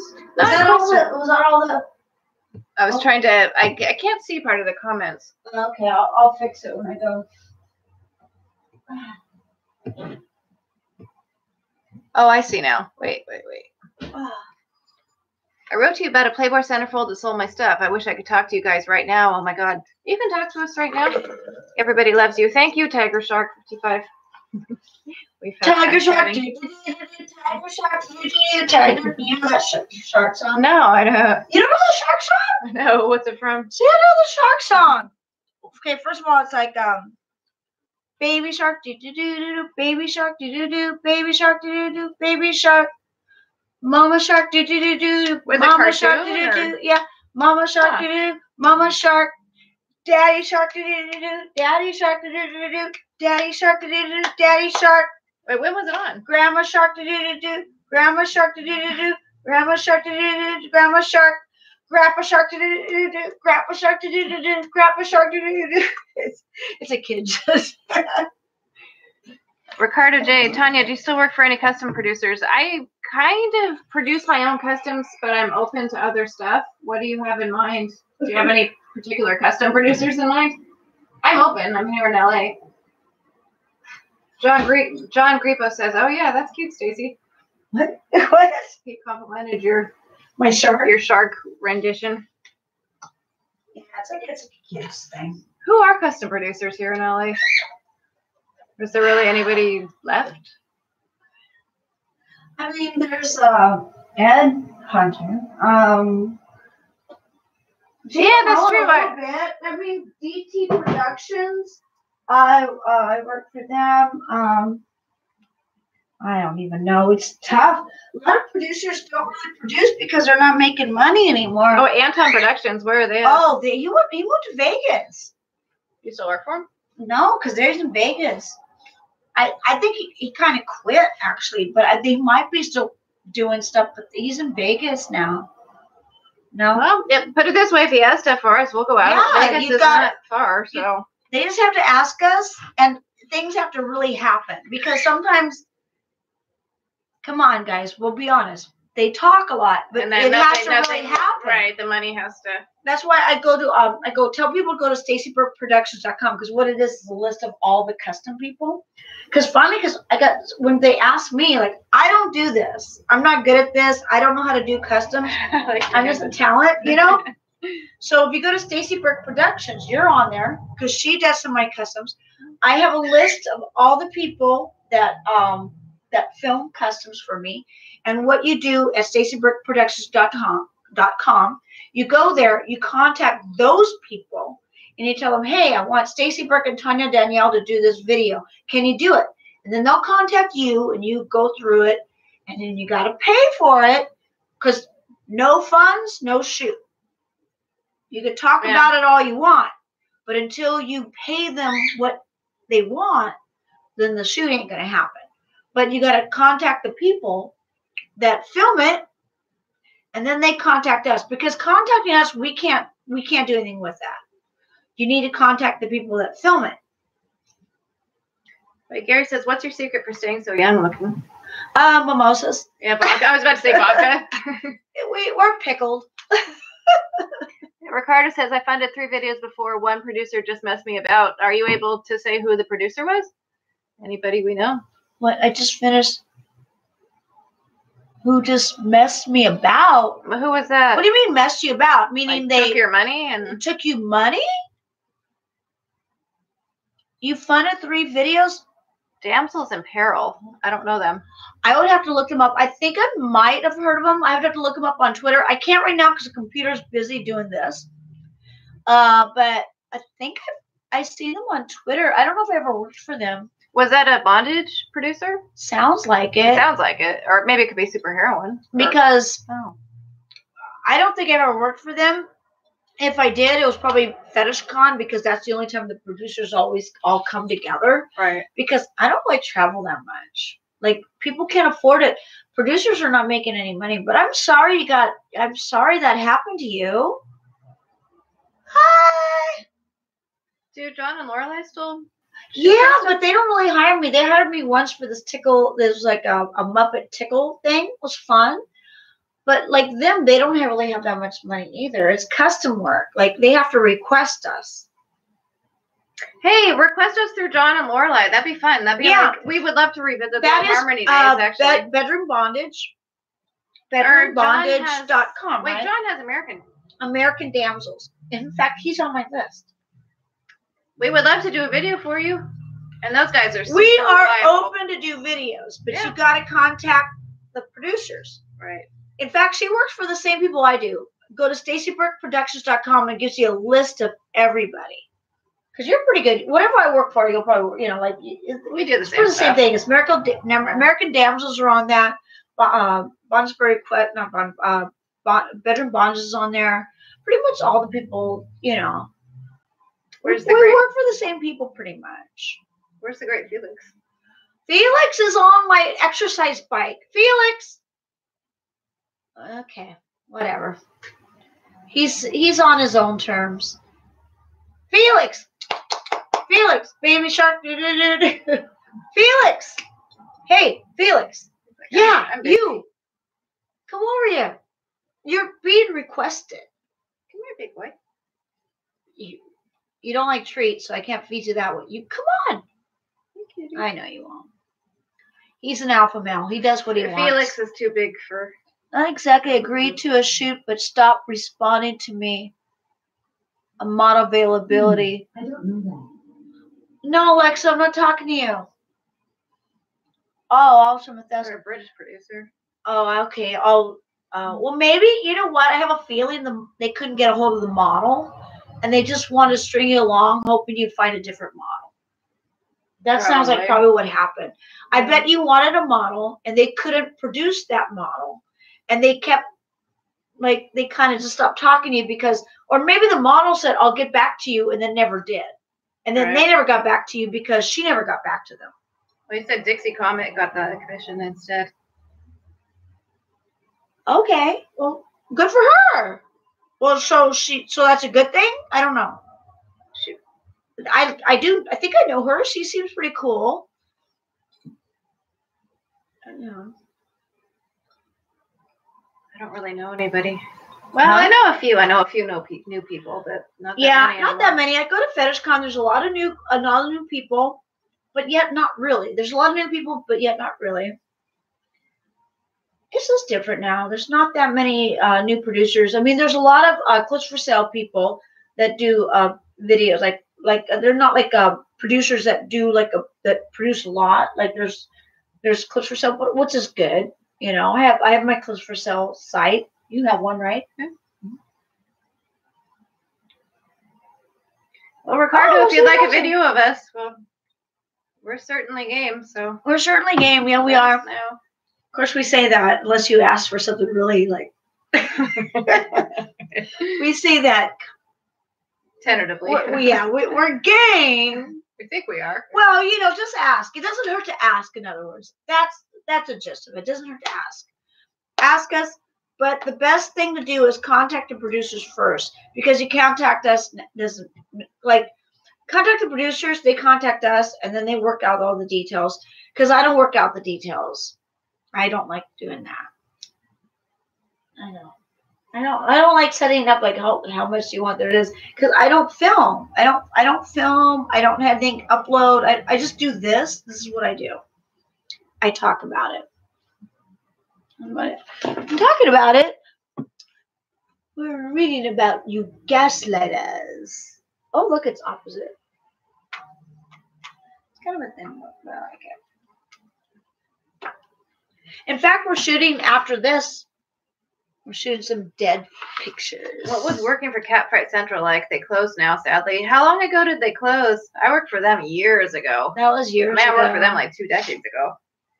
They were good. I mean, they were respectful to the models. Yeah. In fact, everyone I worked for were pretty good. I haven't really worked for anyone bad. I worked for people that I found out were bad later, but during my time there, I was fine. You know. Right. But, you know, later I find out like, oh, that's not cool. But nothing bad ever happened to me. I don't ever have bad stories. I have some. I think that I almost like banished them to the back of my head. I mean, overall, like I've survived everything, obviously. So but you never see them or work for them again, right? Yeah, I've had a bad experience with somebody. I just left, not to return. Yeah. Yeah, some people that think if they offer you the money, you'll come back. But... Oh, I know. I've had people bully me. Like one guy, may rest his peace, but I'm not going to say his name because he's dead, and I don't want to talk ill of the dead. But he kept wanting me to work, and I go, "Yeah, I work for you, but things never happened." No, I wasn't trying to avoid him. It just never happened. So whenever he ran into me with a bunch of people, he goes, "Oh yeah, that's StacyBurke. She never wants to work with me." Like he started saying stuff like that, and it kind of got to me. Like it kind of annoyed me.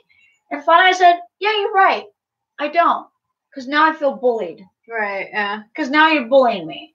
Like it's not that I never want to work for you. It just didn't happen. It just organically just never happened. I wasn't purposely not trying to work with you. It just never happened. Okay. And then now when you say that, oh, I never want, like, so you think that's gonna make me want to work with you when you say, "Oh, you never want to work with me"? Right. Like every time I see you, you're gonna say that to me. I go, no, I'm not gonna work with you because not gonna be bullied by that. Right. And then he got really upset. I'm like, well, that's the way it is. I'm gonna be bullied. Catfight Central was the first video I ever saw Tanya on. Oh, that's funny. That's Bub. Frankie, what are you doing, Frankie? Come on over here, baby. We should probably do our custom photos. Are we gonna? Yeah. You want to do that? Yeah. Actually, speaking of custom, Stacy and I have a set of custom photos to do for VP's We have to Playhouse, do some custom videos. What time is it? Yeah, it's 5 o'clock. We don't know. So we're probably gonna wrap this up because it'll be kind of tough to do videos or do pictures here.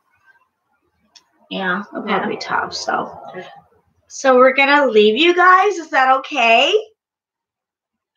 And I'm probably going to test it to make sure it all worked out and it's all like on there and stuff like that. But we'll probably be back. You could always sponsor this video. Just contact us. If you want me and Tanya back here, all you have to do is contact us and we'll work it out. Yeah, totally. And we'll be back. Yeah, we could even film a custom video like live or something. I was even thinking like OnlyFans. We could probably do something like this on OnlyFans, like something more risque or something. We could do maybe a live broadcast on OnlyFans or something. Yeah. Do they have live broadcasts still? I tried it. They're kind of getting better. Did you notice they upgraded their format a little bit? They changed a little bit. But there used to be a thing where you could be on your phone and you could like videotape and then upload it. There's been times when I've been on the tanning bed. And like you guys know this, right? Well, people on my OnlyFans, I'm on the tanning bed, and you could just basically, because like social media, you could film it, and then you could send the video right to them. So we could be somewhere we could send a video and then send it right to OnlyFans. Okay. So yeah, she has an OnlyFans site as well. I have an OnlyFans, onlyfans.com/StacyBurke, onlyfans.com/Tanya Danielle. Yeah. And that's where I do like basically all of my interacting at this point. Yeah, because it is like a social media thing. You could post a picture right then and there.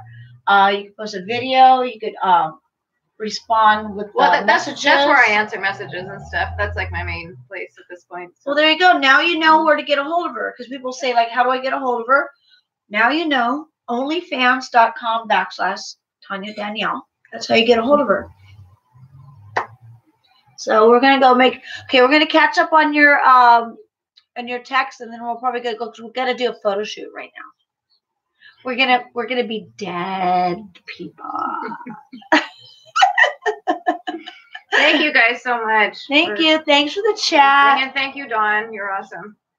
Thank you, Dawn, so much. Thank you.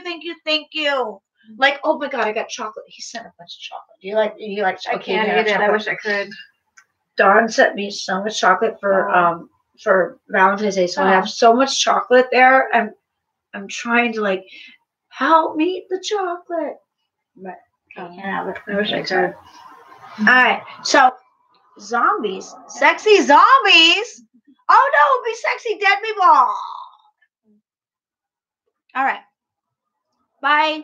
I'm gonna say goodbye, and then I'm gonna like check it to make sure it's there. So. To all my Stace-Cadets, all my Burkettes, I hope a great day.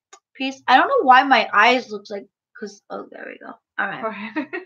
Okay, now I got to figure out how to, there's the end stream. I just want to make sure I do this correctly because I want to save this, okay? So thank you, Dawn. We love you. Dawn. You're awesome. Contact us, and we'll work it out. Bye. Ciao, Bella. End stream.